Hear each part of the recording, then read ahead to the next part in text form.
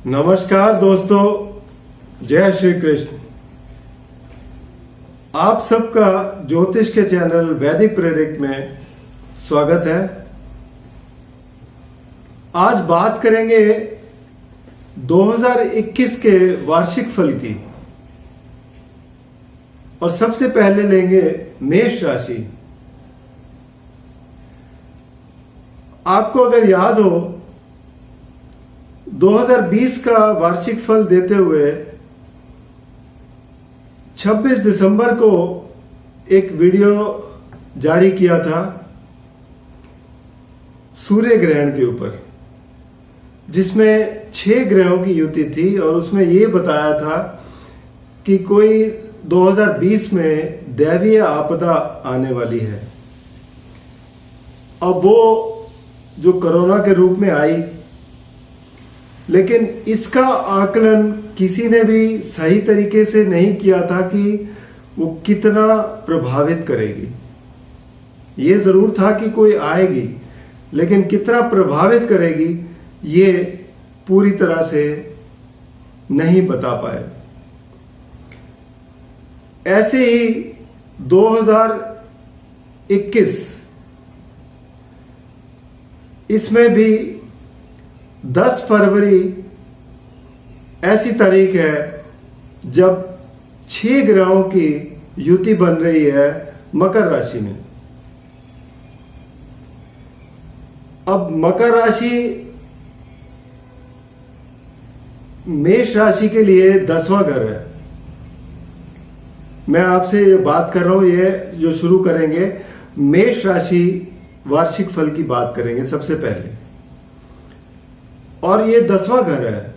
तो इसका मतलब जो काम कार्य का क्षेत्र है उसमें सबसे अधिक प्रभाव होने वाला है, खासकर फरवरी के महीने में।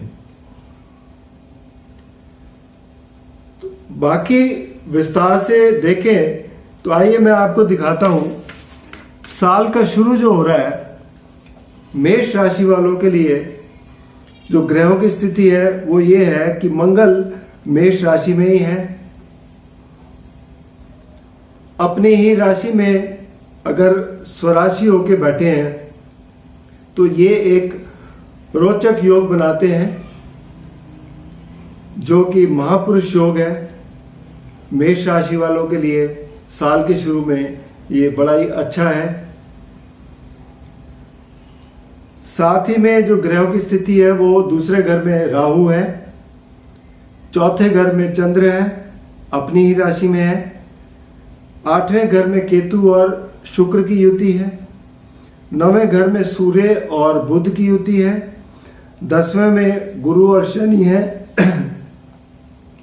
तो ये थी ग्रहों की स्थिति जो साल के शुरू में गोचर शुरू हो रहा है।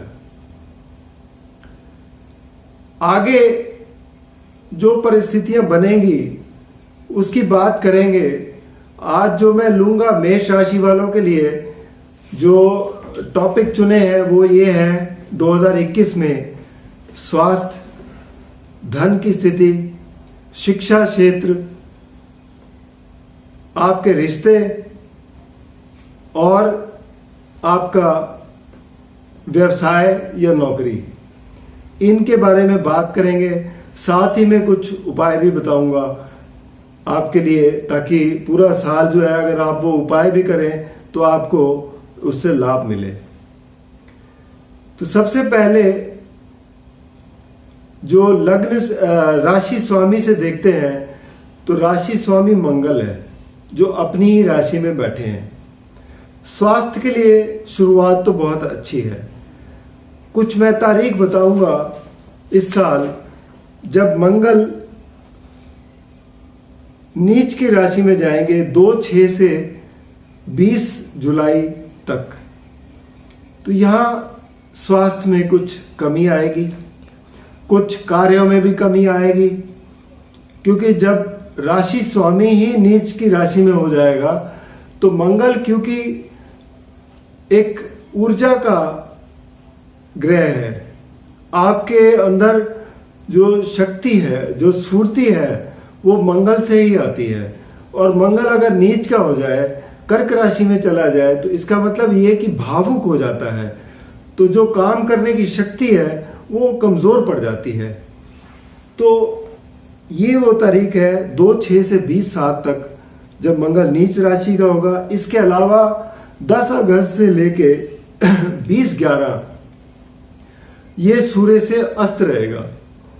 जब अस्त रहेगा सूर्य से तो भी इसकी क्षमता जो है वो कम हो जाती है काम करने की, आपको वो पूरा लाभ नहीं दे पाते। हालांकि शुरू होगा 10/8 से 20/11 तक, लेकिन जो सबसे ज्यादा प्रभाव करेगा वो जब ये 3 डिग्री के अंदर होगा अस्त, वो 1 महीने के लिए होगा। तो ये वो तिथियां हैं जब आपको स्वास्थ्य में फर्क पड़ सकता है, और जब राशि स्वामी कमजोर हो तो बाकी चीजों पर भी असर पड़ना लाजमी है। आइए अब बात करें धन भाव की। धन भाव में राहु विराजमान है, यहां शुक्र की राशि है। अब यहां राहु तो आपकी इच्छा पूरी करते हैं, क्योंकि शुक्र की जो है आपका जितने भी आपको सुख सुविधाएं मिलती हैं, भोग विलास की जो चीजें मिलती हैं, धन से संबंधित जो धन जो मिलता है वो शुक्र से ही देते हैं। और शुक्र यहाँ पर स्वामी भी हैं काल पुरुष कुंडली में भी, और आपकी कुंडली तो है ही वही। तो यहाँ आपकी इच्छाएं पूरी होंगी। मंगल इनको जब ज्वाइन करेंगे, उनकी वो तारीख है 19, ये मंगल इनको ज्वाइन करेंगे फरवरी में। फरवरी के महीने में ये अहंकार योग बनाएंगे। तो जब ये योग बनाएंगे तो धन की तो कमी नहीं होगी, लेकिन आपकी बोली पर असर पड़ेगा, आपके जो रिश्ते हैं वहां पर फर्क पड़ेगा, आप वाद विवाद में पड़ेंगे जिससे आपको नुकसान हो सकता है। इस बात का ध्यान रखेंगे खासकर फरवरी के महीने में, तो ये आपके लिए अच्छा रहेगा। मैंने पहले भी एक चीज और भी बताई कि फरवरी के महीने में जो है 6 ग्रहों की युति हो रही है मकर राशि में, तो इस वजह से, और अगर राशि स्वामी भी प्रभावित हो गया तो आपको जरूर प्रभावित तो जरूर करेगा, वो धन में भी प्रभाव आएगा। इसके अलावा कुछ और चीजें भी हैं, जैसे शुक्र अस्त होगा 15/2 से 17/4, क्योंकि ये धन भाव का स्वामी है। तो इन तारीख में शुक्र जब अस्त होगा तो भी धन के मामलों में कमी आएगी। साथ ही में कारक ग्रह जो है गुरु है धन के मामले में, तो गुरु भी जो है वो अस्त होगा 17 जनवरी से 15 फरवरी तक। ये जो तारीख है इसमें आपको कुछ धन के मामले में कमी महसूस होगी, तो आप ध्यान रख के चलेंगे, आप अपना उस हिसाब से खर्चों पर कंट्रोल करेंगे तो आपके लिए ये लाभकारी सिद्ध होगा। अब बात करेंगे शिक्षा क्षेत्र में। शिक्षा क्षेत्र का स्वामी जो है वो सूर्य है। सूर्य का गोचर जो शुरू हो रहा है वो धनु राशि से शुरू हो रहा है, यानी 9वें भाव से शुरू हो रहा है। तो यहाँ आपका 9वां भाव, उसके बाद 10म, एकादश सूर्य जो है ये अच्छे परिणाम देते हैं। आगे चलते हुए सिर्फ क्योंकि ये जब आपके राशि पर आएंगे तो वहां ये ऊंच के हो जाते हैं अप्रैल के महीने में। आपको फर्क पड़ेगा जब ये राहु के साथ आएंगे मई के महीने में। तो मई के महीने में आपको राहु के साथ सूर्य जब आएंगे तो यहाँ पर आपको धन के मामले में, आपको शिक्षा क्षेत्र में प्रभाव डालेंगे। उस वक्त आपको सावधानी रखने की जरूरत पड़ेगी, मेहनत ज्यादा करने की जरूरत पड़ेगी, बच्चों के सेहत का ध्यान रखना पड़ेगा। विद्यार्थी अपनी एकाग्रता ना खो दें, इस बात का ध्यान रखें तो आपके लिए अच्छा रहेगा। अब बात करते हैं आगे चल के आपके रिश्तों की बात। तो रिश्तों के लिए बात करें तो जब हम देखेंगे तो दूसरा घर देखते हैं रिश्तों के लिए, जो परिवार के रिश्तों का होता है। चौथा घर देखेंगे जो माता के रिश्तों का होता है। सप्तम भाव देखेंगे जो पति पत्नी के रिश्तों का होता है, व्यवसाय के रिश्तों का होता है, और आपके जितने भी बाहर के संबंध हैं वो सातवें घर से ही देखे जाते हैं। तो इन सब के लिए जब ये 3 घरों का हम विश्लेषण करेंगे तो जैसे मैंने बताया मंगल फरवरी में यहाँ आएंगे दूसरे घर में, तो यहाँ कुछ दिक्कत आ सकती है घर परिवार के रिश्तों में।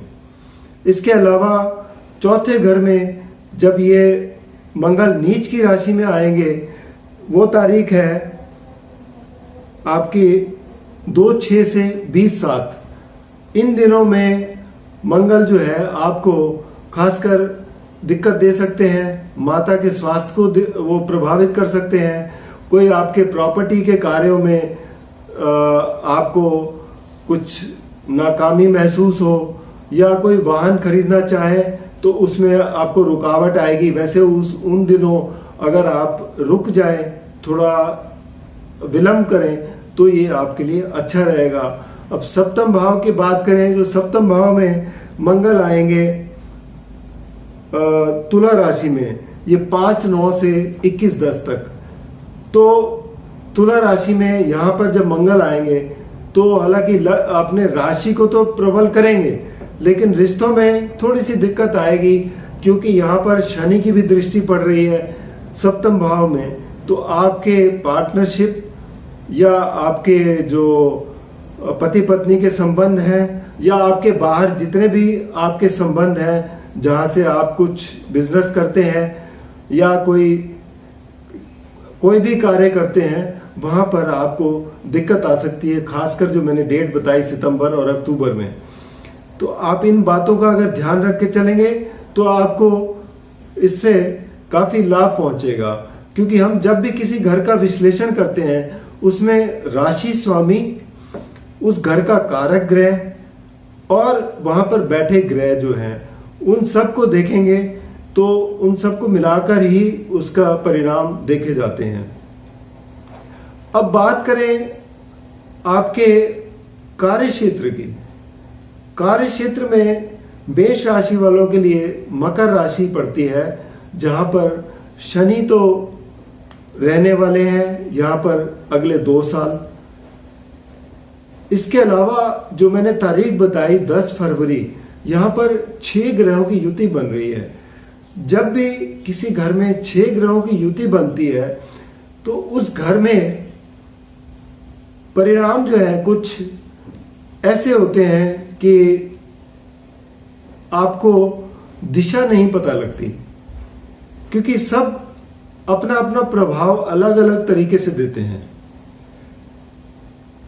जब ऐसी स्थिति आती है कि आप दिशाहीन हो जाएं, तो उस वक्त आपको थोड़ा सा संभल कर चलने की जरूरत रहती है।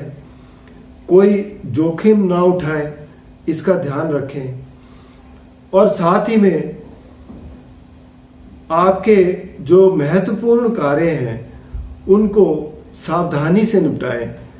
यही जो वक्त की जो दरकार होती है वो यही होती है कि उस समय से वो ऐसी स्थिति से निकलने के लिए आपको जरूरत होती है कि आप सोच समझकर रुक कर कि क्या अच्छा रहेगा क्या नहीं रहेगा काम करेंगे, तो आपके कार्य क्षेत्र में वो नुकसान की स्थिति ना बने, आपके रिश्ते ना बिगड़े, आपके जो सीनियर्स हैं, आपके जो पार्टनर्स हैं, उनके साथ आपके संबंध ना बिगड़े। इस मामले में आपको सहायता मिलती है। वैसे फरवरी का महीना छोड़ दें तो उसके अलावा, क्योंकि यहाँ पर पूरा साल गुरु और शनि की युति रहने वाली है। अब शनि तो यहाँ के स्वामी हैं, गुरु साथ में रहेंगे जो कि आपके भाग्य के मालिक हैं। हालांकि अपनी नीच की राशि में है, लेकिन क्योंकि केंद्र में है और साथ ही में शनि की राशि में है, तो ये एक नीच भंग योग भी बनाएंगे, जिससे आपको लाभ देंगे। हालांकि क्योंकि केंद्र में बैठे हैं, इस वजह से फायदा देंगे। अदरवाइज अगर ये किसी और घर में होते तो शायद उतना फायदा ना देते, क्योंकि ये नीच की राशि के हैं। बाकी बात करें आपके आय की, तो आय के भाव के स्वामी भी शनि ही हैं, जो अपनी राशि में बैठे हैं। सिर्फ उन दिनों का ख्याल रखें, मई से लेके अक्टूबर तक, जब शनि वक्री होंगे। अब वक्री जब होते हैं, क्योंकि गुरु भी वक्री होंगे, तो दोनों जब वक्री होंगे तो इसका मतलब ये होता है कि आपको पीछे मुड़ के देखना होता है कि कहीं कोई गलती तो नहीं की, कोई काम छूट तो नहीं गया, या कोई अधूरे काम जो रह गए हैं उन्हें पूरा करना है। तो इस तरीके के आपको हालात सामने दिखाई देते हैं। तो कुल मिलाकर देखा जाए, मेष राशि वालों के लिए 2021 अच्छा ही रहेगा, लेकिन जो तारीख मैंने बताई हैं उनमें अगर आप सावधानी बरत के चलेंगे तो आपके लिए ये लाभकारी रहेगा। और क्योंकि शुरुआत बहुत अच्छी हो रही है, राशि स्वामी आपके राशि में ही बैठे हैं, आपको मजबूती दे रहे हैं, तो कोई चिंता की बात नहीं है। अब उपाय के तौर पर मेष राशि वालों को पूरा साल मंगल के लिए अपने मंगल कामना करें, हनुमान मंदिर जरूर जाएं, पूरा साल हनुमान चालीसा पढ़ें, घर में बैठ के सुंदर कांड का पाठ करें और मिठाई बांटें हर मंगलवार को बच्चों में, या मंदिर में जाकर, या कुछ फल फ्रूट वगैरह अगर आप मंदिर में दान करते हैं तो ये भी आपके लिए लाभकारी रहेगा।